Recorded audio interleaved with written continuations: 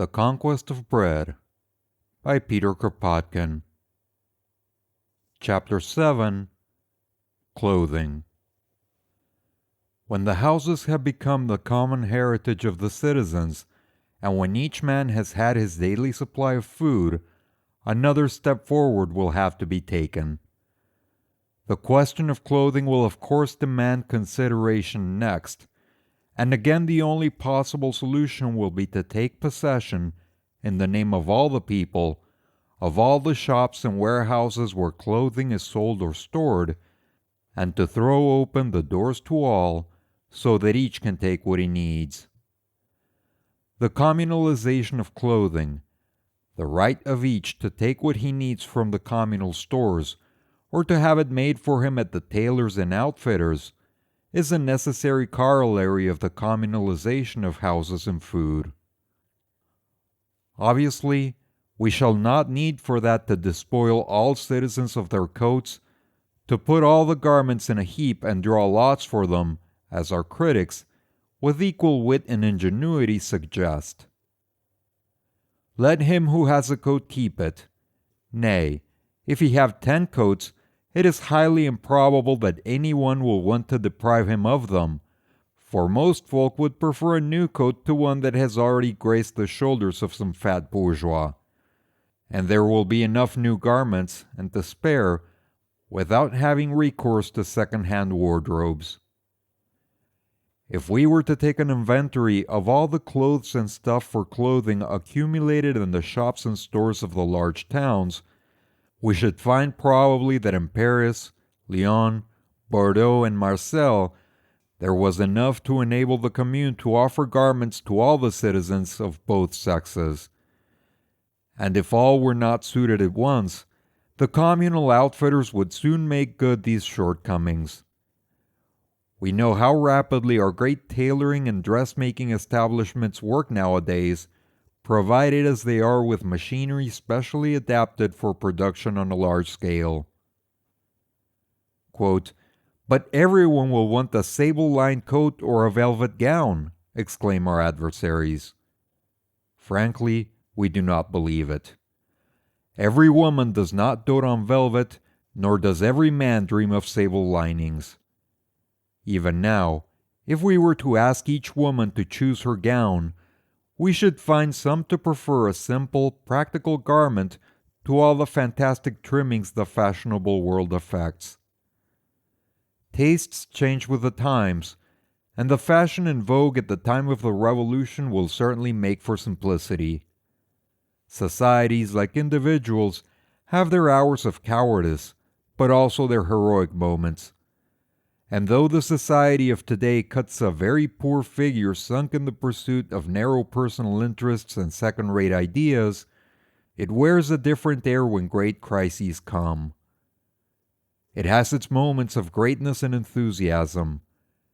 Men of generous nature will gain the power which today is in the hand of jobbers. Self-devotion will spring up, and noble deeds beget their like. Even the egotists will be ashamed of hanging back, and will be drawn in spite of themselves to admire, if not to imitate, the generous and brave. The great revolution of 1793 abounds in examples of this kind, and it is always during such times of spiritual revival, as natural to societies as to individuals, that the springtide of enthusiasm sweeps humanity onwards. We do not wish to exaggerate the part played by such noble passions, nor is it upon them that we would found our ideal of society.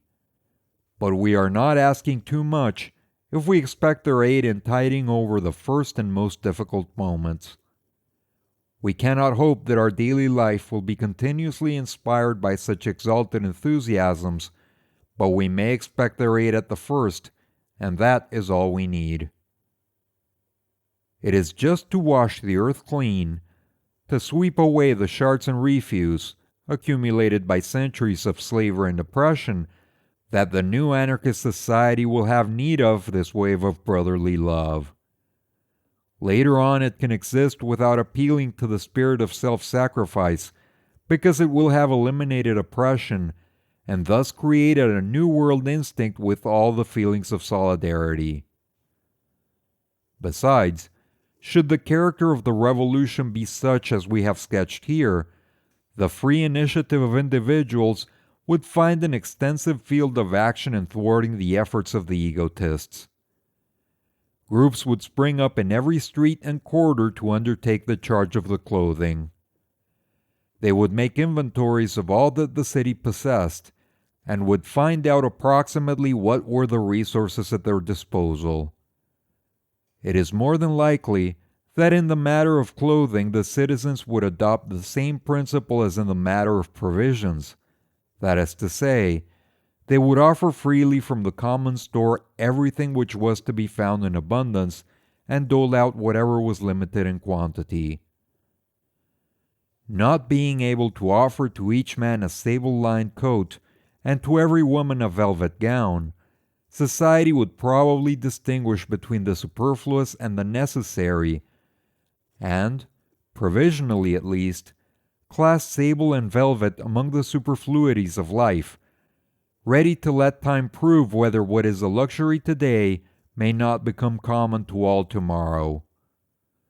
While the necessary clothing would be guaranteed to each inhabitant of the anarchist city, it would be left to private activity to provide for the sick and feeble those things, provisionally considered as luxuries, and to procure for the less robust such special articles as would not enter into the daily consumption of ordinary citizens. Quote, "But," it may be urged, "this means gray uniformity and the end of everything beautiful in life and art." Quote, "Certainly not," we reply, and still basing our reasonings on what already exists, we are going to show how an anarchist society could satisfy the most artistic tastes of its citizens without allowing them to amass the fortunes of millionaires. You have reached the end of The Conquest of Bread by Peter Kropotkin, Chapter 7, Clothing. Click on the links at the end of this video to go to the playlist, or the next chapter if it's available. If you enjoy this content and would like to support the channel, please like and subscribe.